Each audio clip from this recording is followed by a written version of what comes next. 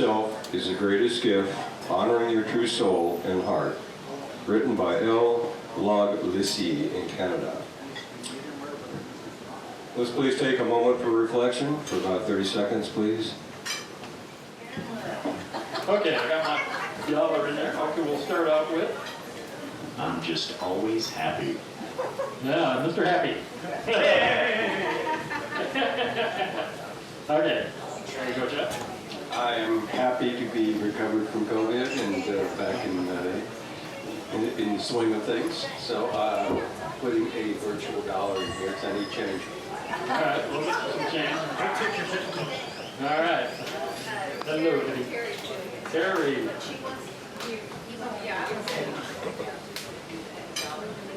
Debbie's very happy that I'm paying for her today. And I too am happy to be over COVID.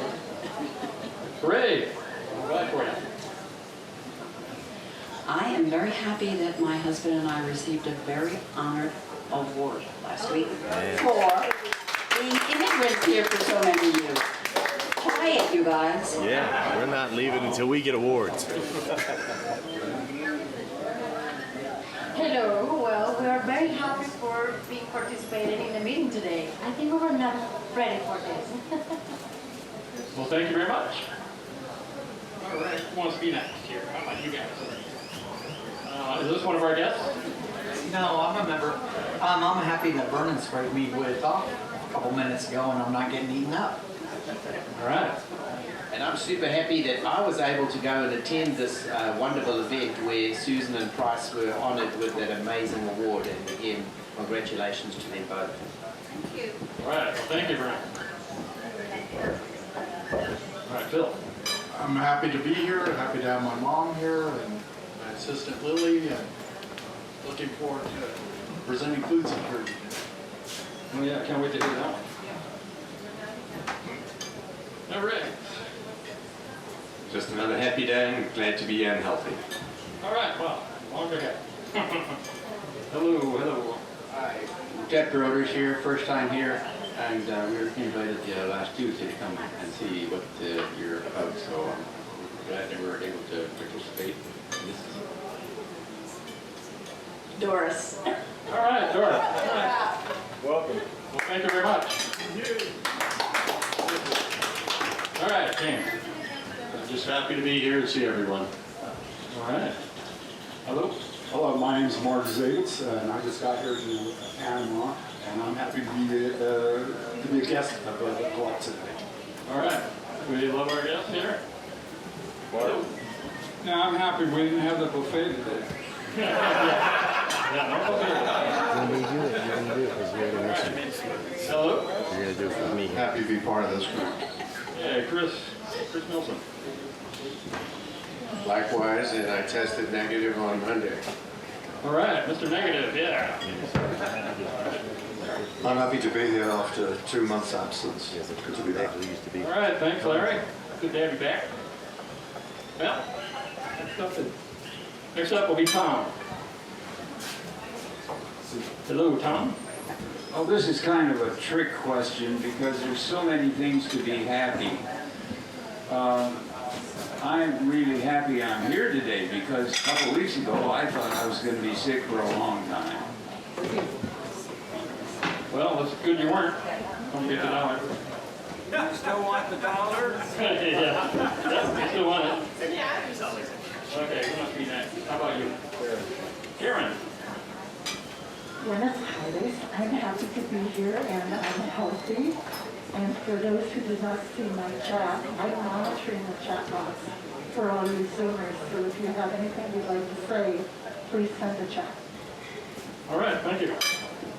All right, so let's not forget Randy over here. And I'm happy to be part of the best Rotary Club in the entire world. And you? I bet you all didn't know that one. Oh, come see the sun. I'm happy that I finally graduated 5th grade. All right, Gisela, you're up next. I'm always happy when I see money, so just give it to me. Okay, we'll give you the money here in just a moment. Okay, John, you're last. I'm the last man standing, huh? Okay. Well, I'm happy to be here today. Actually, I'm ecstatic because the turnout is much greater than I anticipated. I also got to tell you is that I was looking forward to being at Susan's award show, but she made me stay home. I didn't have my full 10-day recovery period yet, so I'm happy for her. It was an outstanding show and an amazing presentation. All right, now we're going to move on to the more exciting part of the business today. I'm very honored to have a presentation to make to Terry Nowak today. I'd ask that Terry and Chuck come forward, please. Terry, I've asked Chuck here to be today to make this presentation to you. This is a very unique award that the club's awarding to you. It's a Paul Harris Award. And Chuck in our club is the only member that's had quite a few extensive number of Paul Harris Awards. He's going to explain to you what it's all about and make a presentation to you, and then lucky me, I get to pin you. Thank you, John. May I see some hands? How many of us have been Rotarians for 5 years or more? Okay, so that means quite a few of us have been 5 years or less in Rotary. When you thought about Rotary, before you were a member, of what did you think? Did you think it was a drinking club? Was it the New World Order? Was it the Maiden? What was it? Rotary has 1.5 million people worldwide and 46,000 clubs, and it is one of the best kept secrets. And let's make sure that at least the people in Boquete understand our little secret here. For most, Rotary is a mystery. Until 1980, the early 80s, Terry would not have been a member in our club. Rotary until the 1980s did not let loose the great force, our secret women, of having women in our club. Statistically, women now make up 22% of Rotarians worldwide. That's official. Unofficially, they do about 60% of all the work in the clubs. 90%, I stand corrected. We're giving this Paul Harris Award to Terry. And so often with Terry and so many Paul Harris recipients, you don't see what all happens. You don't see all the work Terry does, and all of us. John said something today that is so fitting. John said, it's a small pin, but it represents something very big. And yes, most people don't know much about Rotary. How many of you know much about the Paul Harris Award? My goodness, we live in a secret society here. I'm not going to regale you with all the history of the Paul Harris Award. I'm just going to tell you that the work that goes into a Paul Harris Award, most of it is unseen. We all know what Terry does here, here, here, here, and here. But we don't see is all those little things that we don't stand in front of the room and say, I did this, I did that. Terry's not like that. Most Paul Harris recipients are. Today's award goes to Terry from our club to her and her organization. Over the years, she has contributed so much in so many areas that John says keep it shorter than the Gettysburg Address, so I don't have time to regale you with everything. But I'd just like to wrap up and say, Terry understands. We understand.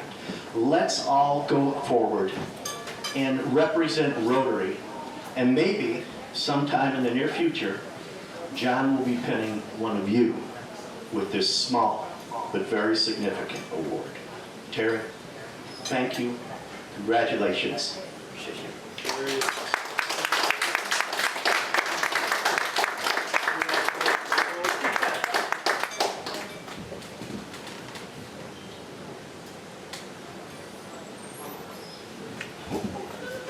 Paul Harris Award pin. Congratulations, Terry. Well done.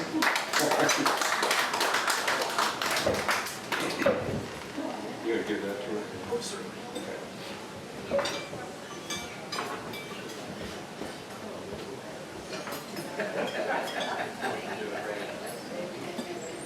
we get to the Costa-Hoger Trisker update, last night, James Bradley, Jenny Woolley and I were on a Zoom meeting with a group from Panama that have developed an English camp course. And what's unique about this is that it's a program developed by a Panamanian English teacher. I think her name is Keila Acosta, her husband is Jerry. And they've been working in the U.S. with a New Mexico Rotary Club. And there's a man by the name of John Drisden, who is the governor-elect for District 5520. And last night this meeting was introducing us to this project, which is now supported by Meduca. The National Director of Foreign Languages was in this meeting, and she speaks English. The Keila knows the actual Minister of Education. They're high-level contacts we've never had before. And it looks like this can be a viable project. If it is, the New Mexico Club will probably apply for a global grant. And if that works, they want us to be the host club. So I'm going to let James talk about it, and he has a few flyers we can give today because they're starting their first project here in Boquete on June 20th through 30th, and they need a lot of volunteers to teach English. No need to know how to speak Spanish, but it's kind of like the English in the comarca that you were doing, Terry. And I think this is going to be a phenomenal project, so we're going to be the first to get this thing started here. James? Thanks, John. Yeah, it was a great meeting. Just having Meduca involved in something like this, these people are very well connected, and I'm moving now. And they put together a great program. So we're going to just do a pilot with them on this one. It's next month. They're looking for volunteers. It's going to be, the best way I can describe it will be like sports day. They'll have, let's say, 8 different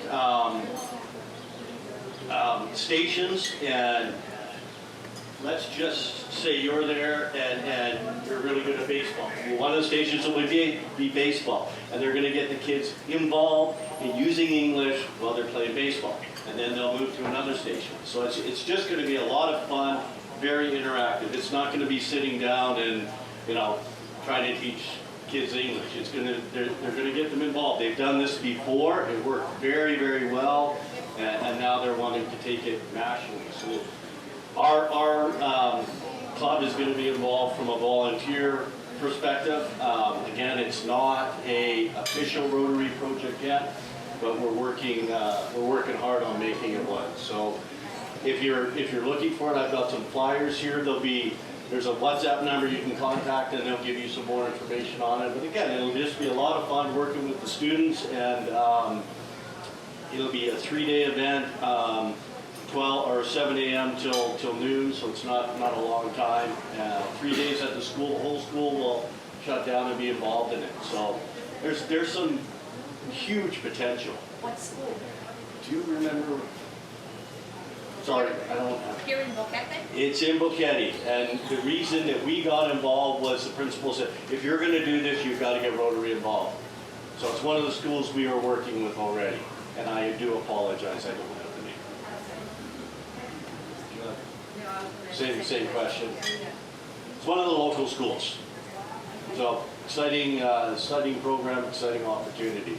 So anyone that's available, they don't have to be a Rotarian to get involved. We're just looking for as many volunteers. There'll be volunteers coming down from the U.S. as well. So, We need more info on it. If you could bring it to the next meeting. It's definitely worth our participating, and even those of us older can participate and speak English. Yeah, they're looking for, what they're really after is native speaking English. Because again, we grow up with it, we understand it a little different. Yeah, there's no education, it's not a sit-down educational thing. It's going to be, let's say, you're great at art, so you'll be painting and, okay, this is a tree. Everyone painted a tree, it's going to be that kind of thing. And they've tested it, and it worked great, and that's why Meduca got so excited about it. So Meduca is paying for these volunteers to come down, and they're actually paying to get them up here, which is unbelievable. Anybody that knows Paducah. So for them to get involved in something like this, it's a big, big opportunity. Thank you, James. Ron, I need a quick update on Casa Hoger and the water project, as quick as you can, please. Okay, well, all the things that we did at Casa Hogar Trister, I guess I better step over here. Apparently, well, we got, well, let's see, we did a lot with the lighting, yes, we replaced a lot of lights. And, just for our project. okay, so the only thing that's been done since the last time is somebody, not us, has painted the place. It was pretty sharp. Yeah. So there's not much of an update on Hogar Trister at the moment, but as far as the water project goes, all the tanks have been installed except for the one at Elmira Abajo. We got the concrete slab in last Wednesday, I think it was, or Thursday. And Filippo said he was going to try to get to it as soon as he can, which is possibly this weekend. And so that's, and then after that, we've got a couple of other schools on the list for doing some kind of maintenance on their water system that we haven't worked out yet because they're a lot more complicated. And that's about all I can come up with at the moment. Thank you, Ron. Appreciate it. Next up is Debbie. She's going to talk about the TOMA, but Mark forgot to mention something that's pretty critical. He just got it from Pennsylvania, but what he didn't tell you, he's been a Rotarian for 16 years, and he's hopefully going to join our club. Yay! Yay! Okay, I think our TOMA is, and I don't have my notes with me, June 18th. Okay, so this is the last really full week and a half that we can get our money in, and Gisela's going to be taking it today. So be sure to pay or pay the bank. If you know somebody that hasn't done it, that plans on coming, if you will kind of just say, hey, you got to get this done, June 5th is the last day. Another thing we will have at the TOMA, everybody knows where VFecto is. We will have a valet parking all of us. So make sure you bring some tip money if you do, because it would be great for them because they're not really making a lot of money. Along with the wait staff, I'm going to have a jar there, and we would like for each individual's $3 for the wait staff. So make sure you bring some change. If it's 2 of you, that's $6.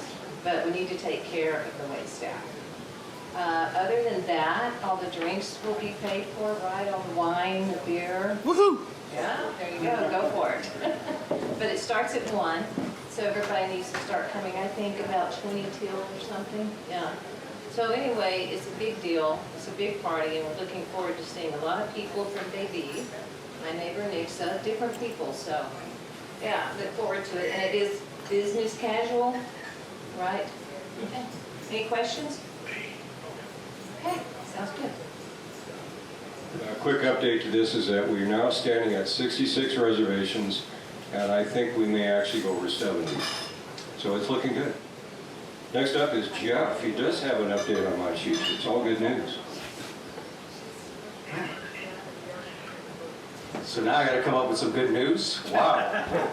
So John asked me several days ago, okay, anything new that you can update us on? I said, well, a lot of things in flux right now, nothing real new. So obviously you need to give an update. So that's what I'm going to do since I've got the microphone.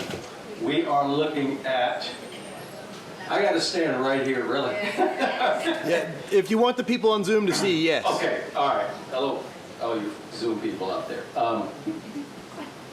Okay, our next Rotary meeting is on the 9th, as I understand. The day after that meeting is when Dr. Miriam Rittmeyer and her vocational team will be arriving in Panama to get this Manchichi project started.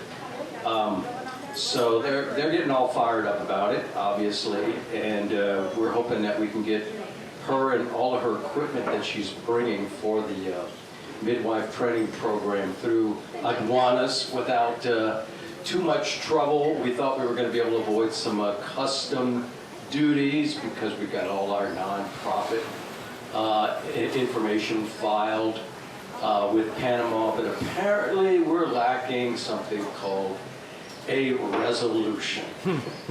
So without the resolution, we still have to apparently pay 7% consumer tax on the stuff she's bringing in.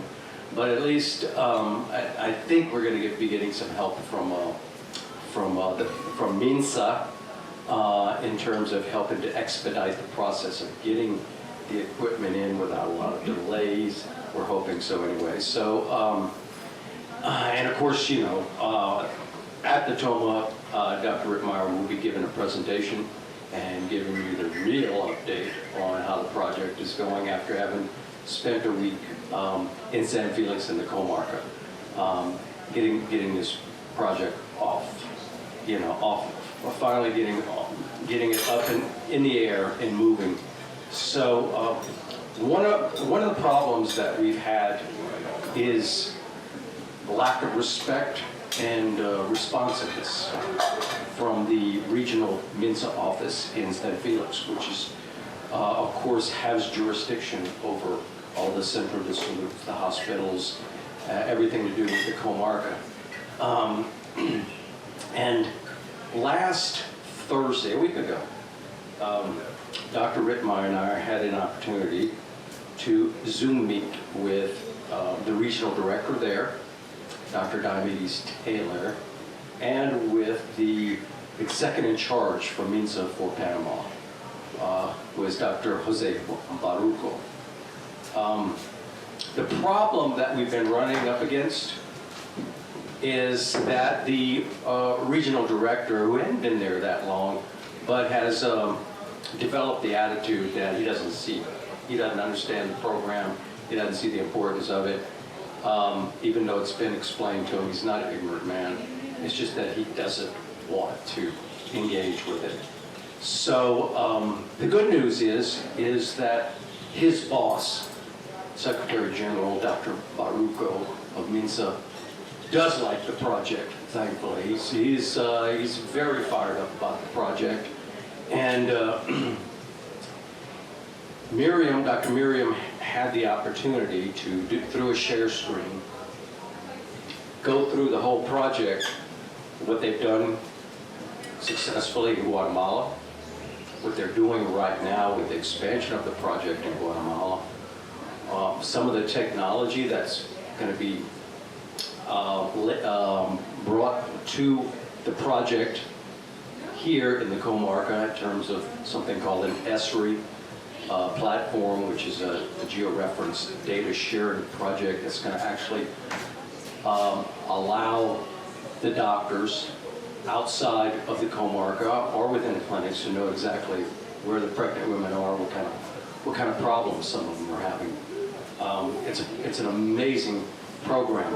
What's interesting to me is that Miriam was able to learn about this ESRI dashboard through the interactions of the project here that we've had successfully with a Panama organization called Tommy Guardia, National Geographic Institute.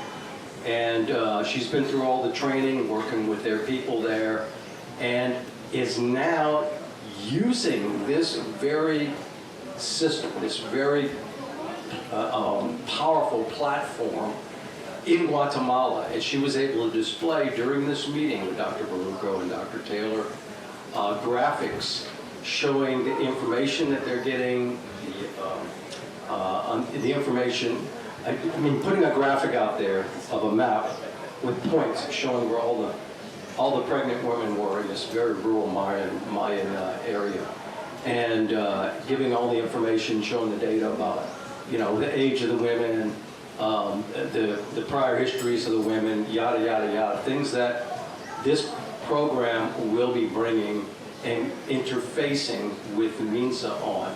So it's critical that we get collaboration with the regional office here. Unfortunately, if we were working with the regional office out of David, we would not be having this problem.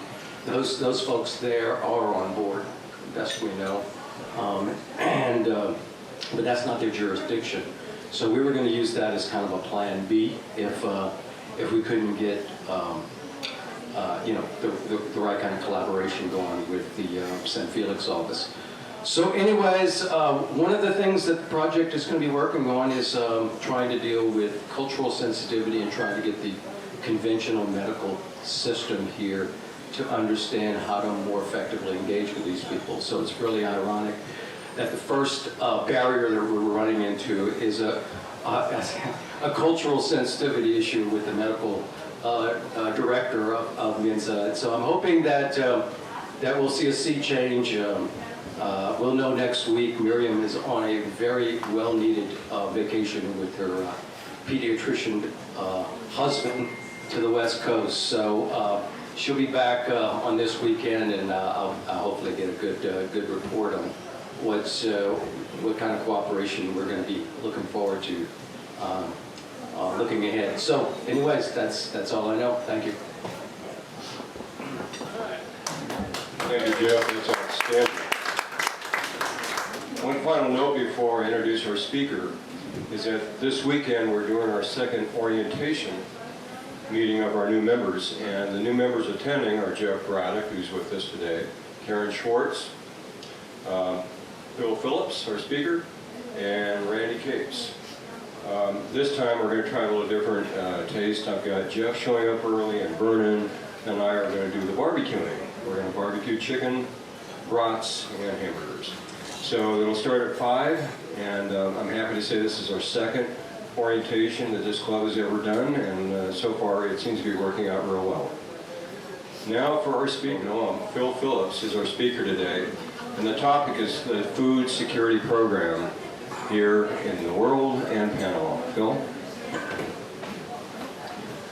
I hope everybody's doing well today. Just so that you know, we backed into owning Finca Santa Marta. It wasn't a goal of mine to own a farm 10 years ago. Phil. Yeah. Right there. Right here? Yeah, so you're talking to the camera for the Zoom viewer. All right, in the middle. Not one side or the other, in the middle. Okay, there we go. All right. So it wasn't our goal to own a farm 10 years ago, but we were feeding, clothing, and educating 7,000 children a day, and food was always an issue. And food prices historically have always gone up. At the time we bought the farm, food prices were at a historic low, and now they're at a 47-year high and moving upwards from there. The other thing about farming is that it's kind of like being a doctor. I know we have some doctors in the house, and they call what you do a practice because there's always something you don't know. And farming's a lot that way. I remember when I was an ag major in high school, I went to visit a friend's farm, and his dad was a real farmer. I was just playing at it, along with about 40 other students. And so all my friends were lined up at a rail, and I went over to see what they were doing, and they were looking at a cow. And they said, "Hey, Phil, tell 1084 to come see you." And so I said, "1084, come here, see me."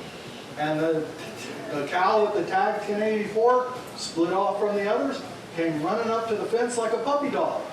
And I was like, "Oh, that's sweet." We're all petting, and me and a bunch of teenage guys are all petting this cow. And they said, "Phil, tell 1084 to give you a kiss." And so I said, "Oh, you gotta be 1084, give me a kiss." And that cow stuck its tongue right in my mouth. And before I could get its tongue out of my mouth, I thought, I am never living this one down. I'll always be the guy who kissed the cow. So 4 years of agricultural training in high school, being involved in organics since the 80s as a hobby, certified with the North Texas Organics Association. Now it's a National Organics Association to teach their material. But when I came here to Panama, I realized that it wasn't sustainable, and that if we were going to teach others to do what we were doing, which is the whole point, that we had to find sustainable ways of doing it. So we made a lot of adjustments on our farm, made a lot of adjustments to what we do. You realize you can't run to Home Depot or Lowe's anymore and buy amendments. You can't even have them delivered by a truckload, so you got to figure out what you're doing. So that's exactly what we did. Got to talking to some of the group members about what we could do in the comarca, what we could do in some other areas. I believe that every school should have an organic gardening plan where they grow food on their campus. Every organization that has any empty spots at all should be growing food, because food is quickly becoming a huge issue. It was a huge issue a year ago. It's even a bigger issue now. Just 2 days ago, one of the major studies done by the United Nations came out with a report and said that we are currently existing on a 10-week wheat supply worldwide. That there's only a 10-week backlog of wheat worldwide. And there was some talk of establishing a farming program, helping the comarca Indians learn farming, but it was a very complicated program. And so I suggested that why don't we look at what we did in Africa with our group in Uganda and in this small town in Uganda, had 2,000 people there. It was a food desert in Lutembe, Uganda, and we turned it from a food desert that only had 2 stores selling junk food. We started doing moringa trees, we started doing a rabbit project, and we started doing micro gardens for families. And within a year, we were able to revolutionize the entire community, where many families were feeding themselves. Some did not eat rabbit, but we were able to teach them how to market their rabbit and sell it to others so that they could buy the food that they wanted. But it's a tremendous program. If you don't know about moringa, moringa is considered one of the miracle tree. It is the second most nutritious plant in the world. It is the first most nutritious plant grown on the earth. You got to go to the ocean to get one more nutritious. Now we're talking about 27 vitamins and minerals, 4 times the protein of yogurt. You can use 93% of the tree as edible. It can be used first for food for families. It can be used as fodder to feed animals. It can be used as a fertilizer for gardens. And we could also purchase back the seed pods, known as drumsticks, to create moringa oil and have an economic program so that the comarca people could sell us back these things. Well, in order to do that, what we did in Africa, we had a home base. And we had rabbits. We started with 4 rabbits. Then we added 6 more. And within a year, we had 300 rabbits at the home base. And we were giving away rabbits 3 at a time. Here, I would do it 4 at a time. Because with 1 male and 3 females, you can create the same amount of protein that 3 steers can give you. The problem with steers is that once you butcher them, you have to refrigerate or freeze that protein. With rabbit, you have an ongoing protein source, constantly every 10 to 12 weeks growing older. And in fact, a female can be pregnant with 1 litter and get pregnant with another litter at the same time. It's not advisable. 3 to 4 litters a year per female is advisory. Breeding them at 5 months old is advisory. Eating them at 12 weeks old is what you would normally do. So if you can eat a cute little bunny, great. If you can't, maybe you should go to France, or you should go to some of these other countries and see them prepare this as a gourmet food, because it's a phenomenal protein source. It's some of the best protein on the face of the earth. Only meat chickens will give you a better food to protein ratio as far as production. The problem with meat chickens is they are unsustainable, because you have to have your own brooder. You have to be able to take the egg and then hatch it into a chick. And so most our meat chickens at Finca Santa Marta are purchased as chickens, as little baby chicks, and raised to be used as meat.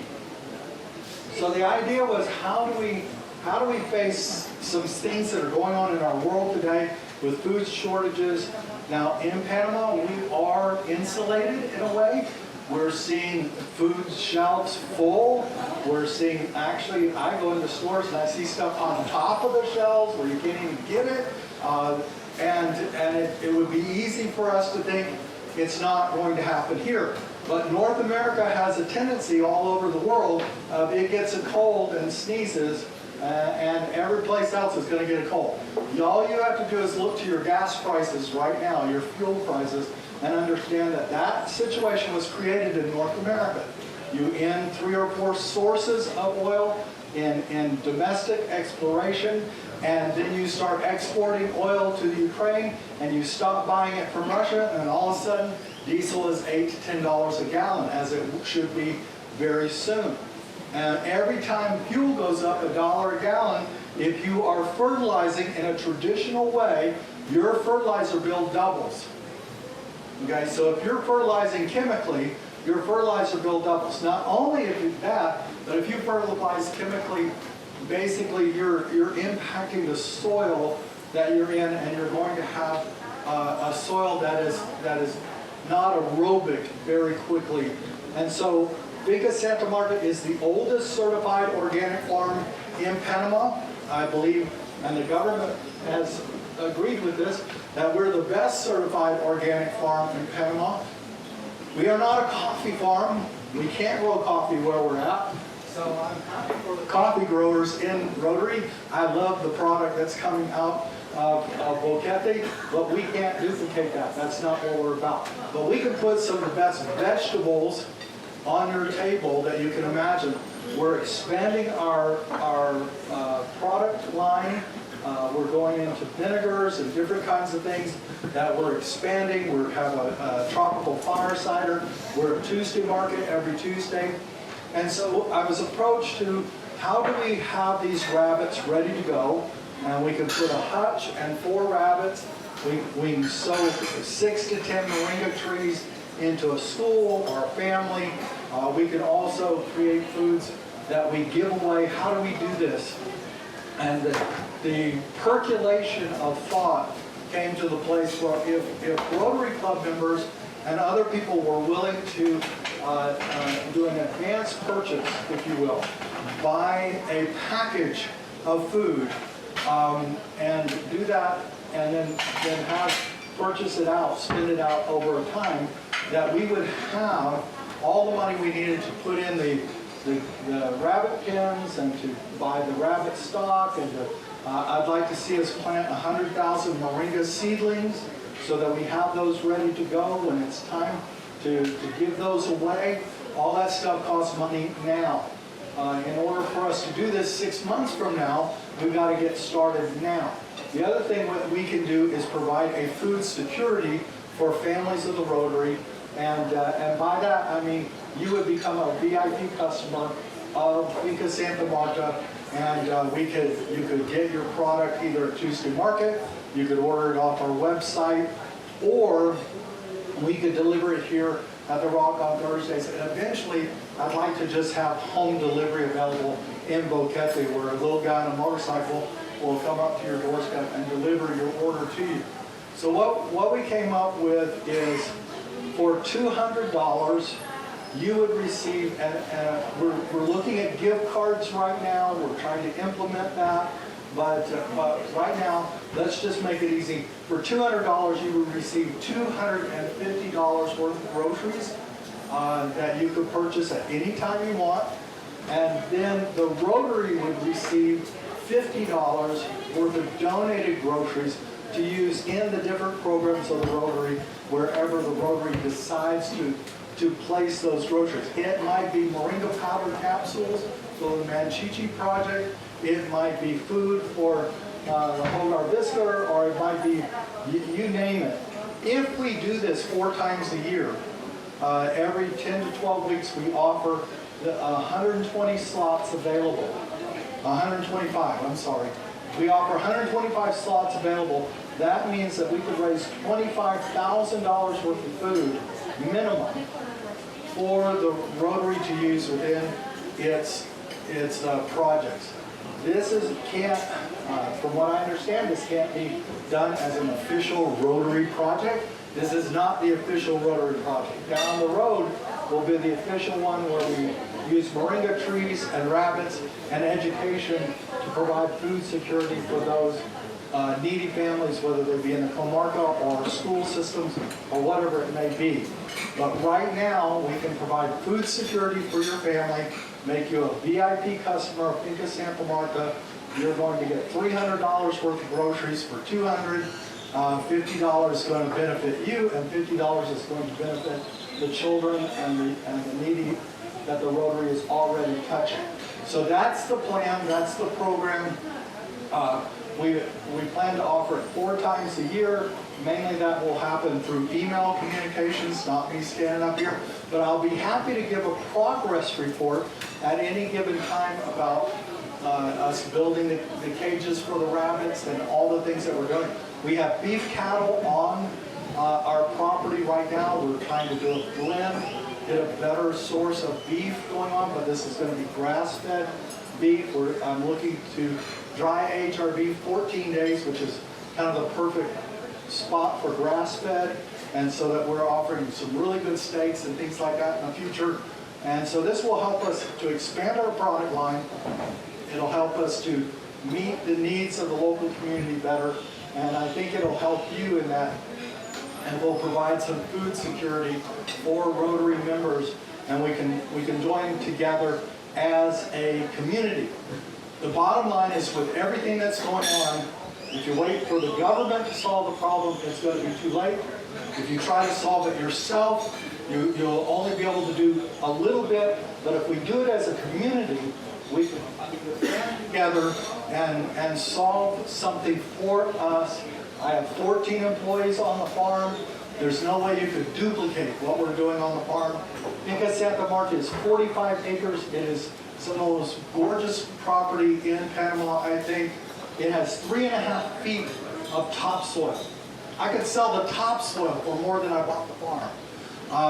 The average farm in Panama, as far as I know, has 1 to 3 inches of topsoil on average. We have 3.5 feet of topsoil covering 45 acres.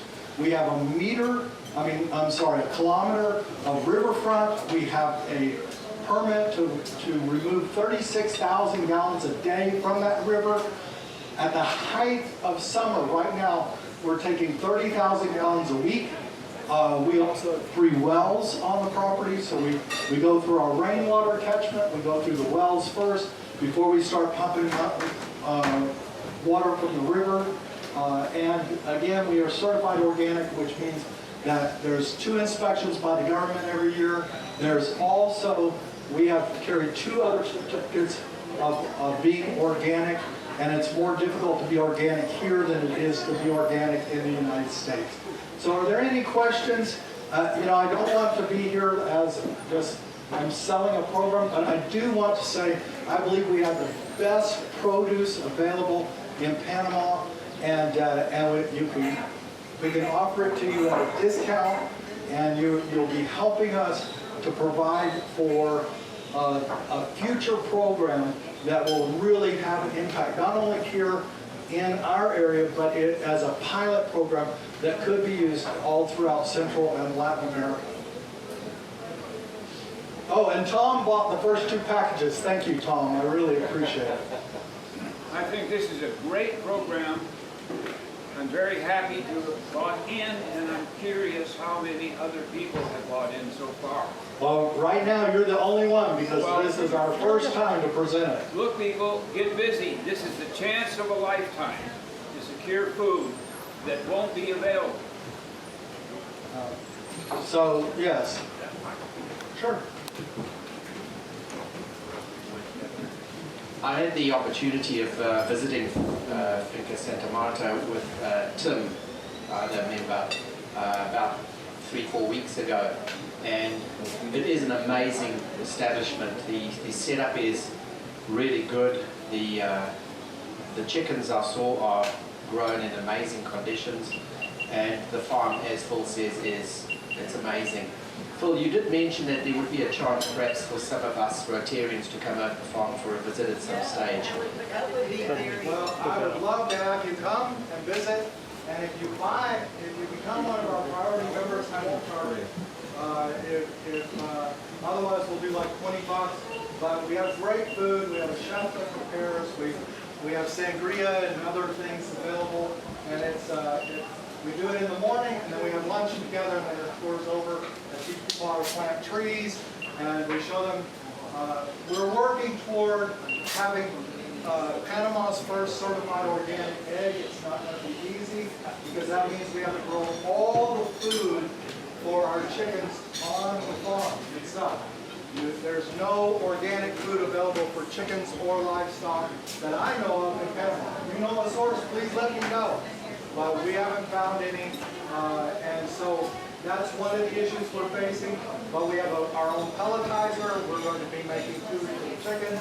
Eventually, I'd like to have a small pork, beef-bedded pork operation. We want to keep everything small and localized, and but yeah, the chickens are on almost an acre of land, and they are very happy, and we use all kinds of different strategies to keep them fed. Yeah, I forgot to mention that the food we had when we did visit the farm, which was unexpected, was just incredible. The chef, what they could do over there was, yeah, I've never tasted salad like that in my life before. It was really great, and I really recommend you go. This is $200 per person per year, or how is it that Tom has two? You can buy as many packages as you want. Okay.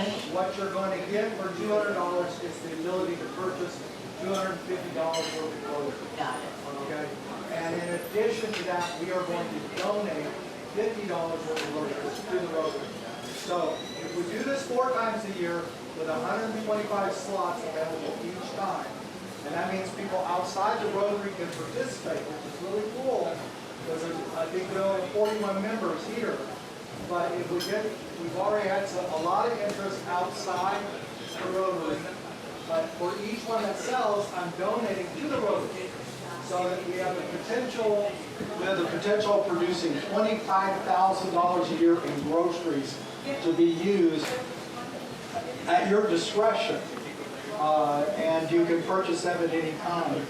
If you understand how our farm works, in many ways we're a classic market garden farm. We grow food so that it will mature on a weekly basis. There are approximately 6,000 plants on the farm that were not there last year. And those 6,000 plants represent new foods that are going to become available through Finca Santa Marta, and we're going to be planting more. We're really pushing the moringa, we're going to be pushing the neem. We have 600 new fruit trees to plant. So there's a lot going on the farm. I believe the farm can produce 500,000 pounds of food a year more than it produces, because right now only 15% of the farm is being used to produce food. And yet you have 45 acres. Let's say I'm wrong. Let's say it's 200,000 pounds. And we can do this by doing fruit trees. You know, your average fruit tree is going to produce between 300 and 400 pounds of food a year. Some a little less, some a lot more. Jackfruit trees will produce between 1,000 and 2,000 pounds of food a year. And some of you like jackfruit, some of you don't. But vegans will take green jackfruit and use it as a meat substitute. And create a meat substitute from it. And it's always amazing to me how much time vegans spend creating things that taste like meat. Yes, we do. Yeah, we have 50 certified products on the farm right now, certified organic products. I would like to introduce Lily. Lily, will you stand up and wave your hand? Lily will be your personal representative. And so you can, in your orders and anything you do, she's at Tuesday Market every Tuesday, but Lily will handle making sure that we have good customer relations. And let me say this, I am honored to be able to stand here. I'm honored to be able to present this. And anybody who knows me knows that I will work my tail off to make sure that we earn and keep your trust in this going forward from here. Yes? Are you a member of the FFA? I was. Okay. Why come to the quite a few projects with the local. Yeah, I was a member of the FFA. I will tell you one more ag story. My favorite ag teacher was Mr. Tobler. Mr. Tobler was a good Mormon man, classic Wyoming agriculture guy, but he was forced by the school system to teach horticulture. And horticulture 1 was the class that all the drug addicts took in order for an easy A and to learn to grow their pot better. And so I was Mr. Tobler's teacher's assistant my last year, and we were sitting in this class, and he would let them grow their plant, whatever plant they chose to grow, until midterm, and he would have an inspection, and when he came to one that was marijuana instead of tomato, he would pull it out and say, "Huh, boy, you grew a weed. Weeds get Fs in my class." And it was too late for them to do anything, so they had to take the class over again. Well, one day these little punks made this wonderful man extremely angry. And he started yelling at them, and he had an old-fashioned round glass eye, and it popped out of his head and landed on his desk and started to roll off his desk. And he grabbed that eyeball and shoved it back in his head, and with his hand over his eye, he said, "Class dismissed." And we had over 3,000 students at Orange High that year, and within 30 minutes, every kid in that school knew that Mr. Cooper had a glass eye and bounced on his desk. But you would have never seen a greater transformation in a class ever. Those kids were absolute angels for the next half a semester. Yes, sir, Mr. Tobler. Whatever you say, Mr. Tobler. They were absolute angels. So that's my ag story. But yeah, I got an eye on you. So, anything else? Any other questions? I don't want to go too long. Well, how do we go and purchase one of these memberships? I wish I could say we had our act totally together and we had a website page and everything like that. We're going to move that direction. Lily has papers. If you can get just do it at the Tuesday market? You can do it with Lily today, or you can do it at Tuesday market. We're going to keep this open until we sell out, and then we'll do it 4 times a year, 2 weeks each time. But name, address, email address, because that's how we're going to communicate with you mostly, and your phone number, and you can pay now, or by next Tuesday we'll have the credit card machine set up. We can do Yappy, or we can do a bank transfer at the Tuesday market. What? Yeah, so we can do it at Tuesday market or here. Okay, and thank you. 2 things. Phil hasn't mentioned 2 things about this program. Those of you that do participate in this, you're going to be in a priority 1 position with Finca Santa Marta. In case of food shortages, you're going to be at the top of the food list. Everybody else is going to be below you. The next thing is that this idea of raising rabbits actually came from the E-Club that Tim Zillmer's trying to form. And many of us actually go to those meetings. Well, I kept listening to the idea, and I realized the E-Club's not official yet. They're not organized, they're not paying dues, they don't have a bank account. So I talked to Phil, and we realized that we have an opportunity within the club to make this happen. So I would assume in 3 to 6 months, this project will be successful as he proved in Uganda. And it will then create a sustainability feature that our club could potentially go to phase 2, because the E-Club wants to go to the comarca through the king and the mayors and the village chiefs to start promoting rabbit hutches and buying the does and the males so they can replicate this project and create a food source there. So this could ultimately become a club project, but we're not there yet. But this is the beginning. Phil, thank you. Really appreciate this. Well, a couple minutes left. Any other new business? Any other comments? If there be no further business, then I call the meeting to an end. Thank you.